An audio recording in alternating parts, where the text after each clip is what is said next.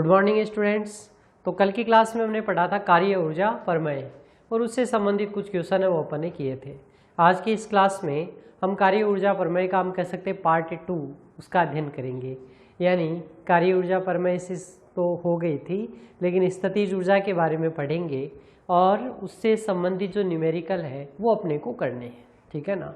ये जो अपना चैप्टर है 4 चैप्टर, ये छोटे क्वेश्चन के लिए आता है। 1.5 नंबर का एक क्वेश्चन ही अपने को देता है, तो अपने को तैयारी करनी है, कोशिश करनी है कि वो 1.5 नंबर अपने हों। उस हिसाब से हम क्वेश्चन है वो प्रिपेयर करेंगे। ठीक है। तो सबसे पहले मैंने यहाँ पर हेडिंग लगाई आपकी स्थितिज ऊर्जा क्या होती है। दो ऊर्जाएं होती है, दो प्रकार की। अगर मैं कहूँ कि कण की दो प्रकार की ऊर्जाएं होती है, कौन कौन सी होती है। एक तो होती है काइनेटिक एनर्जी, जो किसके कारण होती है, कण की गति के कारण। यानी इसके लिए आवश्यक क्या है, उसमें वेग चाहिए। ठीक है ना। तो कण अगर गतिशील होता है तो उस गति के कारण कण की जो ऊर्जा होती है वो क्या कहलाती है, कण की गतिज ऊर्जा। और हम इसको किसके द्वारा व्यक्त करते हैं, 1/2 mv² के द्वारा। दूसरी जो ऊर्जा होती है स्थितिज ऊर्जा, या उसको हम क्या कहते हैं, पोटेंशियल एनर्जी। पोटेंशियल एनर्जी क्या होती है, स्थितिज ऊर्जा। कण की स्थिति या अभिविन्यास के कारण जो ऊर्जा होती है। जैसे यहाँ पर ये चौक मैंने पकड़ रखी है, तो इसकी निश्चित कुछ ना कुछ ऊर्जा है। क्यों ऊर्जा है, क्योंकि इसको छोड़ते ही ये क्या करेगी, गुरुत्वाकर्षण के कारण नीचे चली जाएगी। इसका कुछ अभिविन्यास है, उसके कारण इसको ऊर्जा मिलती है। अच्छा, ये ऊर्जा आती कहाँ से है, तो हम कह सकते हैं अगर कंस्ट्रक्शन लेवल पर मैं बात करूँ इसके, तो ये अलग अलग छोटे छोटे पार्टिकल से मिलकर बनी हुई है। ठीक है। उन सब पार्टिकल्स को एक जगह इकट्ठा करने के लिए कुछ ऊर्जा लगी थी जब इस चौक को बनाया गया था, और वो ऊर्जा क्या हुई, इन पार्टिकल्स ने अपने पास में स्थिर रख ली। ठीक है ना। तो वो ऊर्जा क्या कहलाती है, स्थितिज ऊर्जा। तो अपन को अध्ययन करना है कि संरक्षी बल और स्थितिज ऊर्जा में संबंध है, उसके बारे में हम पढ़ेंगे। अच्छा, ये तो ध्यान में आ गया ना आपको, स्थितिज ऊर्जा क्या होती है। अभिविन्यास के कारण जो ऊर्जा होती है वो कहलाती है स्थितिज ऊर्जा। जब किसी वस्तु पर बल लगाकर स्थिति में परिवर्तन किया जाता है तो वस्तु के अंदर जो कार्य है वो स्थितिज ऊर्जा के रूप में संचित हो जाता है। ठीक है। और उसको किस प्रकार से डिफाइन करते हैं, तो उसको डिफाइन करने का जो तरीका है वो आपका क्या रहेगा, डेल यू। मैं कहूँ कि 20 से, या कहा जाता है कि एक कण को ए से बी तक परिवर्तित करना है, यानी स्थिति को ए से बी तक परिवर्तित करना है, तो क्या हो जाएगा, F.dr। इतना कार्य करना पड़ेगा। ये कार्य किसके रूप, कहाँ पर संचित हो जाएगा, तो उसकी स्थितिज ऊर्जा में संचित हो जाएगा। यानी UB - UA ये जो परिवर्तन है वो किसके बराबर है, इस F.dr के बराबर होता है। ये क्या कहलाता है, ये क्या होगा आपका स्थितिज ऊर्जा। अब अपने को इसमें संबंध है वो व्यक्त करना है। तो अपन जानते ही हैं कि कण की स्थितिज ऊर्जा के लिए संबंध क्या होता है, यही होता है UB - UA बराबर डेल यू। या इसको मैं कह दूं कि इसमें कितनी एनर्जी चाहिए कि मेरे को B एनर्जी है वो रिक्वायर्ड होगी। ए क्या है, 0 की स्थिति पर अपन मान सकते हैं, तो F.dr के द्वारा हम इसको व्यक्त कर सकते हैं। अच्छा, यहाँ दो घटक आ रहे हैं, एक F और एक dr। F क्या है, F है आपका लगाया गया बल, यानी वस्तु को विस्थापित करने के लिए कितना आप बल लगा रहे हैं। तो 3 घटक होंगे, F सदिश है तो इसका Fx_ik plus Fy_jk plus Fz_k 3 घटक हो गए। ठीक है। और दूसरा dr सदिश, तो dr सदिश ये क्या है, विस्थापन सदिश। बल सदिश और विस्थापन सदिश, विस्थापन के 3 घटक क्या क्या हो जाएंगे, dxik, dyjk और dzk। ठीक है। हमें क्या करना है, इसका डॉट प्रोडक्ट, तो डॉट प्रोडक्ट कर सकते हैं A to B F.dr, यानी मैं Fx Fy Fz इस प्रकार से लिख सकता हूँ, Fxik plus Fyjk plus Fzk dot product dxik dyj और dzk। ठीक है। डॉट प्रोडक्ट, तो i cap dot i cap क्या होता है, 1 j1 और k 1। ठीक है। तो इसको मैं क्या लिख सकता हूँ, integration A to B Fx dx plus Fy dy plus Fz dz। इस प्रकार से हम इसको लिख सकते हैं। डॉट प्रोडक्ट खुद का खुद के साथ होगा तो क्या हो जाएगा 1। अच्छा ए टू बी अगर ए स्थिति से बी स्थिति तक कहा जाता है, या मैं कहूँ कि अनंत से कण को वहाँ पर स्थित करने के लिए एक अवस्था अपन ले लेते हैं। जैसे मैं मान लेता हूँ, मान लीजिए कि पहले क्या है, कण फ्री अवस्था में है और उसको एक्स वाई और जेड तीनों में अलग अलग व्यक्त करना है अपने को। तो मैं इसको किस प्रकार से लिख सकता हूँ, यानी इसको इस प्रकार ए और बी कांस्टेंट अगर है तो इस प्रकार से आप लिख सकते हैं। दूसरा इसका क्या हो सकता है कि अनंत से आप कण को लेकर आ रहे हैं। जैसे यहाँ पर अनंत का मतलब क्या है कि उसका जो बल का प्रभाव क्षेत्र है उसे बाहर से लेकर आ रहे हैं, तो वो क्या हो जाता है, अनंत हो जाता है। जैसे यहाँ पर कोई वस्तु है, यही वस्तु है, अब इस पर बल कहाँ से लग रहा है, इतनी दूरी से लग रहा है, तो इससे बियॉन्ड जो भी होगा वो क्या हो जाएगा, इसके लिए इन्फिनिटी हो जाएगा, क्योंकि वहाँ पर बल कार्य नहीं कर रहा है। ठीक है ना। तो एफ एक्स डी एक्स, अच्छा इसके लिए कितना होगा, तो इसको मैं कह सकता हूँ कि इन्फिनिटी से लेकर एक्स स्थिति तक लाने में किया गया कार्य, माइनस इन्फिनिटी कर सकते हैं आप। ठीक है ना, यानी एक्स अवस्था तक लाने में किया गया कार्य एफ एक्स डी एक्स। ऐसे ही वाई अवस्था तक लाने के लिए किया गया जो कार्य होगा वो क्या हो जाएगा, एफ वाई डी वाई। और जेड अवस्था के लिए क्या हो जाएगा, एफ जेड डी जेड। तो ये तीनों अलग अलग घटक हो गए। अब इसको आप सॉल्व कर लीजिए। F x d x you के बराबर, यू बी कह सकते हैं या यू कह सकते हैं अपन। ठीक है ना, कोई यू बी या यू के अंदर कोई डिफरेंस नहीं है। क्लियर है ना। यू बी का मतलब तो कांस्टेंट यहाँ पर है आपका। अब यहाँ पर अपन क्या ले रहे हैं, जैसे एक्स ले रहे हैं, इसमें वाई है और इसमें क्या है, जेड घटक है। अगर आपको दिक्कत हो तो यहाँ पर भी अपन ये चेंज कर सकते हैं। ठीक है ना, कि यहाँ पर कोई कांस्टेंट तो होगा ही, माइनस इन्फिनिटी से लेकर, और मैं कहता हूँ कि बी अवस्था तक आप ले आइए। ये माइनस इन्फिनिटी मैंने कर दिया, ये कोई दिक्कत नहीं होती इसमें। ठीक है ना, ध्यान में आ गया कि वस्तु के जो बल लग रहा है उससे बाहर की सीमा से वहाँ तक लाने में किया गया कार्य। ठीक है, तो ये तीन हो गए। अच्छा अब देखो इनका अलग अलग पार्ट करते हैं अपन। तो एफ एक्स डी एक्स इसको अलग अलग 3 बार अलग अलग इसके सापेक्ष कर लेते हैं कार्य, यानी एक बार डी एक्स के सापेक्ष, एक बार डी वाई और एक बार डी जेड के सापेक्ष। इधर क्या है, समाकलन। अगर मैं इसका अवकलन कर देता हूँ तो क्या होगा, इधर समाकलन हट जाएगा। एक बार जब x के सापेक्ष अवकलन करूंगा तो प्रथम पद होगा, इसका समाकलन हट जाएगा, यहाँ क्या बचेगा fx। ठीक है, और इधर क्या आ जाएगा, del u by del x। उस कंडीशन में जब x के सापेक्ष अवकलन किया जाएगा तो y और z क्या हो जाएंगे आपके 0। ठीक, ऐसे ही जब y के सापेक्ष किया जाएगा तो x और z 0 हो जाएगा, और इसी प्रकार z के सापेक्ष। यानी इस समीकरण में कह दूं कि ये समीकरण मेरे पास क्या है, 1 है। तो इस समीकरण 1 का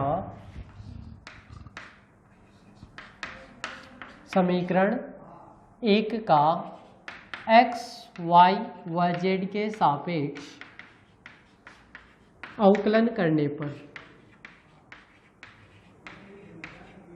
ठीक है, तो अवकलन करने पर तो अलग अलग अवकलन होगा। पहले x के सापेक्ष करेंगे तो इधर क्या होगा, समाकलन हट जाएगा, और इधर क्या आ जाएगा, del u by del x, और इधर क्या आ जाएगा एफ एक्स। ऐसे ही दूसरा घटक क्या आ जाएगा, f y del u by del y, और एफ जेड क्या आ जाएगा, del u by del z. ठीक है, एफ एक्स, एफ वाई और एफ जेड तीनों घटक आ गए। तो ये मान मैं यहाँ रख सकता हूँ क्या, इसके यहाँ पर अपन ने मान माने थे, यहाँ पर मैं इसका मान रख सकता हूँ।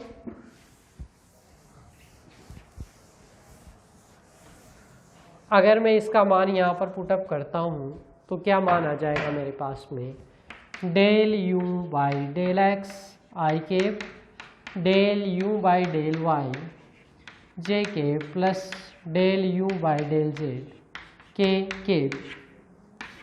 ठीक है, इसमें से u क्या है, सेम है, कांस्टेंट है, तो इसको मैं क्या लिख सकता हूँ, del by del x i k plus del by del y j k plus del by del z k i जे और के इंटू यू।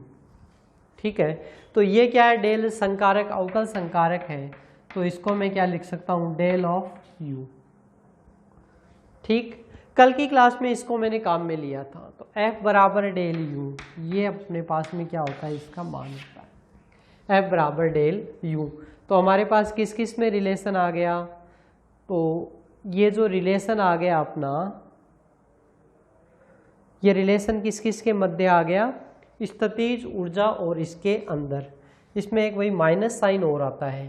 माइनस साइन कैसे आएगा, तो U बराबर, ये शुरू से ही माइनस लगा लेना इसमें, क्योंकि ये माइनस क्यों आता है, या कोई दिक्कत नहीं है, इतना कर लीजिए। प्रकृति विपरीत होती है क्योंकि विरुद्ध में कार्य करना पड़ता है। जैसे इसको कोई वस्तु है, उसको मैं डस्टर है यहाँ से उठाता हूँ इसको और यहाँ से इधर ला रहा हूँ, तो ये क्या करेगा, जड़त्व का नियम क्या कहता है कि इसके जो वस्तु स्थिर है वो स्थिर रहना चाहती है और गतिशील रहे तो गतिशील रहना चाहती है जब तक उस पर कोई बाह्य बल ना लगाया जाए। और तीसरा क्या है, क्रिया प्रतिक्रिया का नियम।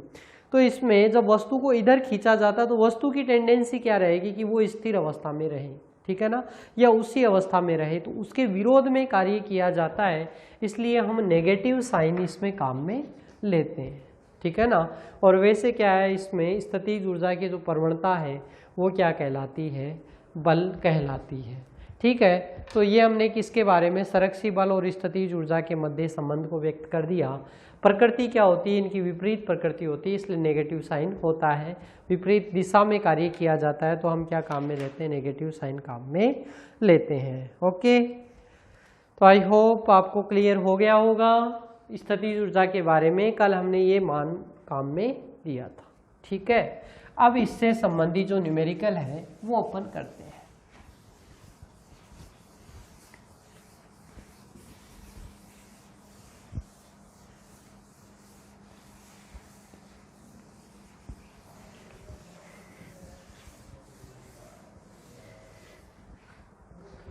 इससे संबंधित न्यूमेरिकल एक क्वेश्चन है, सिद्ध कीजिए कोई बल दिया गया है और पूछता है कि बताइए वह बल संरक्षी है या नहीं है। F आपको दिया गया है, F सदिश बराबर 7xy प्लस ZQ I के प्लस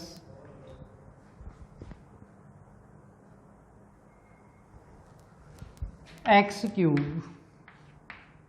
J के प्लस 3xz के, ठीक है। तो ये हमने इसका मान है वो लिख लिया, F सदिश का मान है वो लिख लिया, क्लियर। तो ये वाला मान हमारे पास आ रहा है। अब ये पूछ रहा है कि बताइए दिया गया बल संरक्षी प्रकृति का है या नहीं है। तो संरक्षी प्रकृति के लिए अपने कल एक बात तुमने पढ़ी थी कि यदि curl of F is equal to 0 तो क्या होता है, ये संरक्षी प्रकृति का होता है, और अगर 0 नहीं होता है तो ये संरक्षी प्रकृति का नहीं होता है, ठीक है ना। तो हमें क्या ज्ञात करना है, कर्ल ऑफ F ज्ञात करना है, ठीक है। अब कर्ल ऑफ F कैसे ज्ञात करते हैं, तो इसका क्या है, कर्ल ऑफ F मतलब क्या है, क्रॉस प्रोडक्ट। तो क्रॉस प्रोडक्ट ज्ञात कर सकते हैं इसका, कर्ल ऑफ F सदिश क्या हो जाएगा, तो देखो I के J के और K के कर्ल, तो कर्ल मतलब ये बात है, कर्ल ऑफ F इसका क्रॉस प्रोडक्ट है।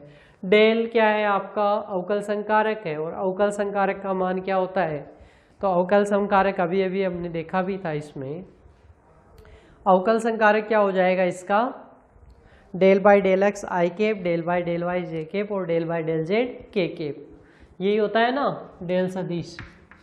डेल सदिश is equal to del by del x i cap, del by del y j cap और del by del z k cap, ठीक है।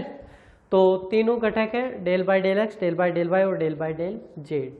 तो यहाँ लिख लेता हूँ मैं del by del x, del by del y और डेल बाई डेल जेड, ठीक है।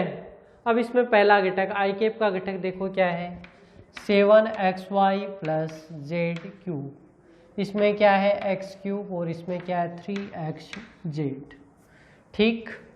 अवकलन कर लीजिए, आई के पूर्णांक में क्या आ जाएगा, del by del y of 3xz del by del y of 3xz minus का del by del z of x cube. ठीक है, माइनस का जे केप गुणा में क्या आ जाएगा, del by del x of 3xz minus का del by del z of 7xy plus z cube. ठीक है, और प्लस का के केप के गुणांक में क्या आ जाएगा, तो के केप के गुणांक में क्या आ जाएगा, del by del x x cube, del by del x cube minus का del by del y 7xy plus z cube.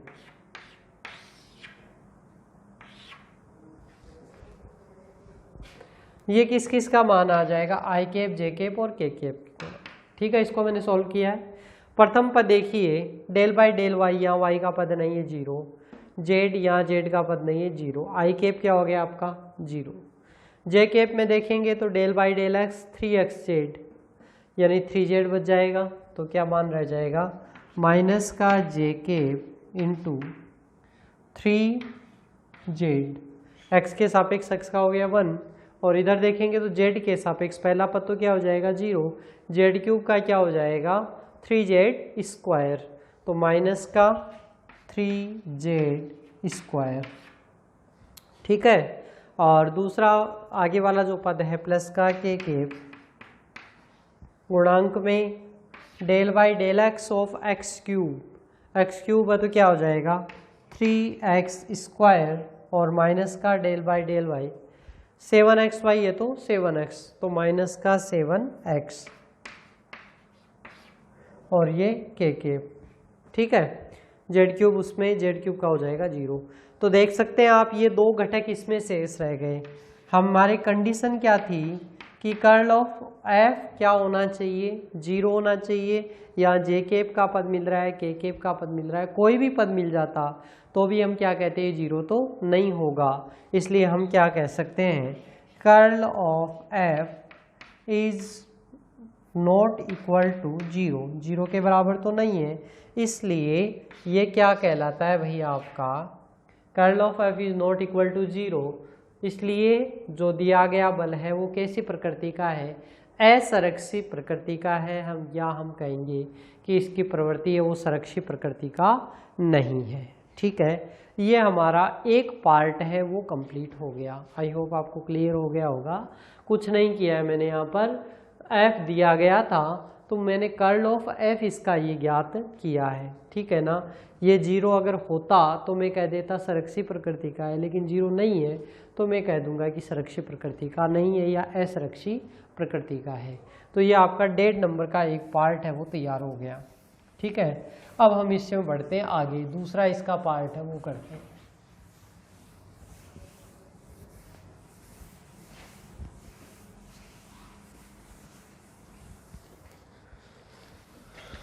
ये दिया हुआ ना, आगे क्या कहता है क्वेश्चन, इस बल का स्थितिज ऊर्जा फलन ज्ञात कीजिए। अब स्थितिज ऊर्जा फलन क्या होता है भाई, वो भी ज्ञात करना अपने को। और फिर कहता है कण को बिंदु 0, 1, 2 से 3, 4, 6 तक विस्थापित करने में किया गया कार्य। यानी ये कह रहा है कि इसका सेकंड पार्ट है कि इसका क्या ज्ञात करो, स्थितिज ऊर्जा फलन। स्थितिज ऊर्जा फलन एक तो ये ज्ञात करो, और दूसरा उसके बाद में कहता है कि किया गया कार्य ज्ञात करो कब, 0, 1, 2 से 3, 4, 6 बिंदु तक विस्थापन में।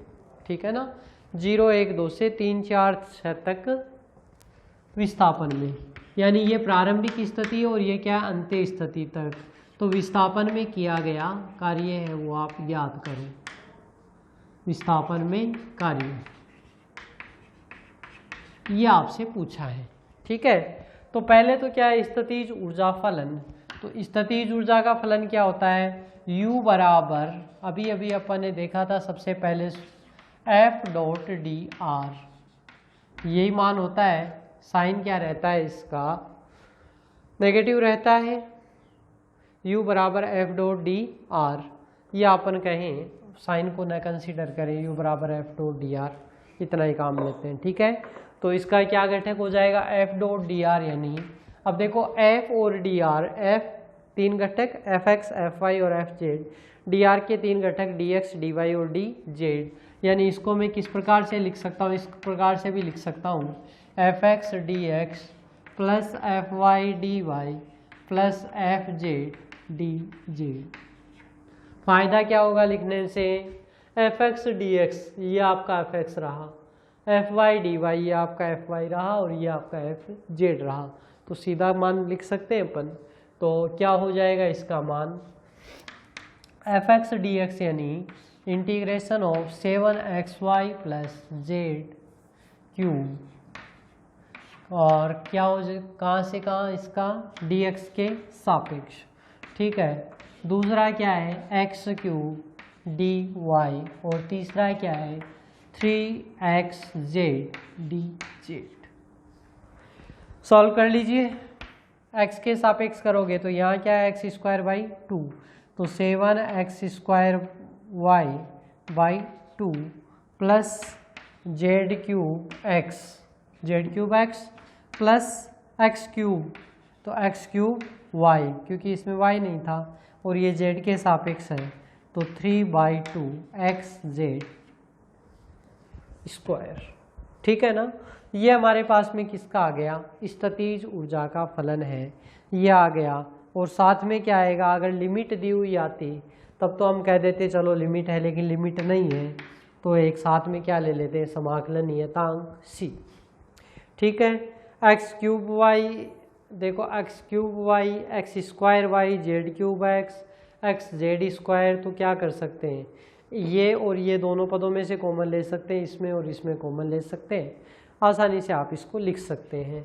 यानी मैं क्या लिख सकता हूँ इसको 7/2, अब देखो कॉमन क्या आएगा, एक्स स्क्वायर वाई कॉमन आ जाएगा ना, तो एक्स स्क्वायर वाई कॉमन लेते ही यहाँ तो बच गया 7/2 और यहाँ क्या बच गया x into x square y, ठीक है। ये दो पद हो गए आपके। इसके अंदर क्या आएगा x z square plus x z square बचेगा, तो इधर तो क्या बचेगा 3/2 और यहाँ क्या बचेगा Z x z square plus, इस प्रकार से भी हम इसको लिख सकते हैं। किसका मान है, ये स्थितिज ऊर्जा का जो फलन है उसका मान है, ठीक है ना। स्थितिज ऊर्जा फलन u का मान हमने डिफाइन कर लिया, सदिश राशि नहीं है, अदिश राशि है, ठीक है। तो ये हमने दूसरा कार्य कर लिया। तीसरा क्या कह रहा है कि विस्थापन में किया गया कार्य, तो विस्थापन में किया गया कार्य, अब देखो विस्थापन में किया गया कार्य है वो क्या होता है, हम यही तो डिफाइन किया था हमने पहले कि जो किया गया कार्य है वो किसके रूप में संचित हो जाता है, स्थितिज ऊर्जा के रूप में संचित हो जाता है। यानी ये क्या हो गया आपका W बराबर क्या होता है, यही तो होता है। यानी इसका हम क्या कर सकते हैं, इसमें लिमिट लगा सकते हैं और A to B, ठीक है। तो चलो कार्य करके देख लेते हैं अपन कितना कार्य आता है। W बराबर क्या आ जाएगा, W बराबर यानी यही तो सारा कार्य होगा। एक तो तरीका है कि वापस ही ये ज्ञात करो, नहीं दूसरा तरीका क्या है कि U बराबर हमें पता है W, क्योंकि किया गया कार्य होगा वो क्या होगा, स्थितिज ऊर्जा के रूप में संचित हो जाता है। तो W का मान क्या हो जाएगा मेरे पास में, कितना है यहाँ पर देखो 7/2 plus x into x square y plus 3/2 x z square, और लिमिट लगा दो 0 1 2 से कहाँ तक 3 4 6 तक लिमिट लगा दो, ठीक है। 0 1 2 से 3 4 6 तक इतना ही विस्थापित करना है। तो पहले कौन सी लिमिट लग जाएगी 3 4 6, यानी x 3 y 4 और z 6। तो पहले लिमिट लगा दीजिए, पहली लिमिट क्या हो जाएगी 7/2 प्लस x कितना है 3 गुणा में एक्स स्क्वायर वाई, तो एक्स स्क्वायर यानी 3 का स्क्वायर 9 गुणा 4, तो 9 गुणा 4 प्लस 3/2 प्लस 6 गुणा में क्या हो जाएगा x, 3 गुणा जेड स्क्वायर यानी 36, 6 का स्क्वायर 36, माइनस का माइनस वाले में ठीक है, माइनस में देखो 0 1 2 है तो x का मान क्या है 0, तो यहाँ 0 से गुणा करोगे तो ये 0 और यहाँ 0 से गुणा करोगे तो ये दोनों भी 0, इसका मतलब माइनस क्या हो जाएगा 0 हो जाएगा। ठीक है, सॉल्व कर लीजिए इसको, कितना मान आ जाएगा, सॉल्व कीजिए तो 7/2 3 दूनी 6, तो 7 + 6 कितने हो गए 13 into 9 into 2 18 plus 15 into 54, calculate कर लो कितना आता है,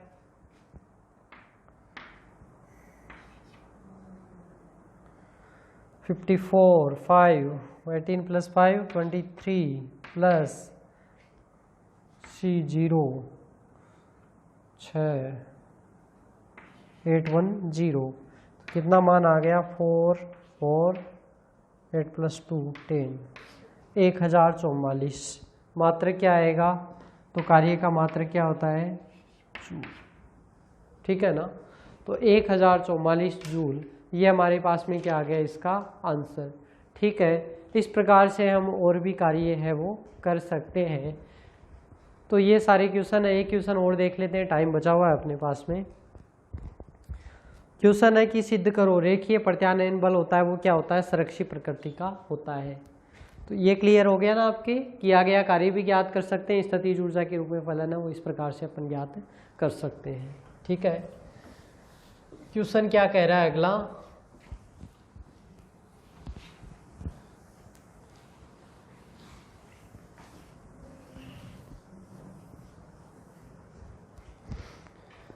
क्वेश्चन कह रहा है सिद्ध करो रेखीय प्रत्यानयन बल है ये संरक्षित प्रकृति का होता है। तो रेखीय प्रत्यानयन बल F is proportional to R सदिश, या मैं कह सकता हूँ F बराबर माइनस का K R सदिश।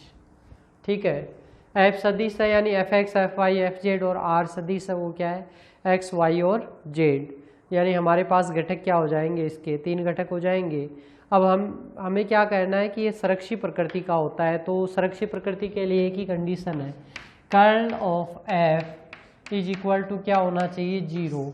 तो कर्ल ऑफ F ज्ञात करने के लिए हम क्या करते हैं, आई कैप जे कैप और के कैप।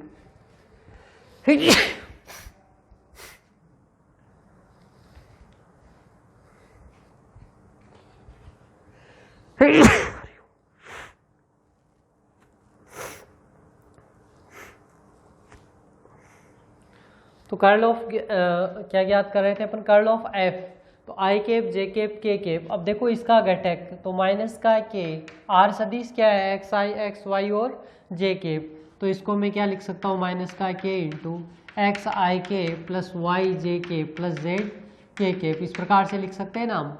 तो देखो के एक्स तो माइनस तो यहाँ पर आ गया, के एक्स के वाई और ये के जेड।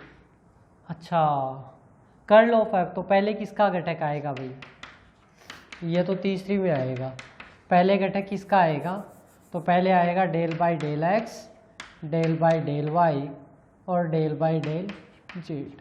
ठीक है, अब देखो इसको आप जब आई कैप के सापेक्ष करोगे तो del by del y of के तो है कांस्टेंट, ठीक है, तो के यहाँ से कांस्टेंट है तो इसको मैं क्या ले सकता हूँ, बाहर भी ले सकता हूँ इससे, तो माइनस का के, तो यहाँ क्या बच गया एक्स वाई और जेड, ठीक है ना, के बाहर ले लिया इस रो से, तो del by del y of z 0, del by del z y 0, i cap 0 हो गया। इसी प्रकार जे कैप आप देखेंगे तो del by del x z 0 और del by del z x ये भी 0, आई के कैप देखेंगे तो del by del x y 0 और del by del y x ये भी 0।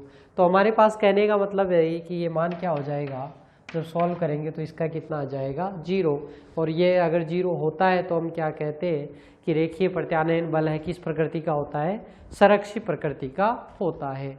ठीक है, तो ये हमने कुछ न्यूमेरिकल है वो देखे हैं, बाकी शेष है वो अपने हिसाब से आप कर सकते हैं, बाकी हम पढ़ेंगे नेक्स्ट क्लास में।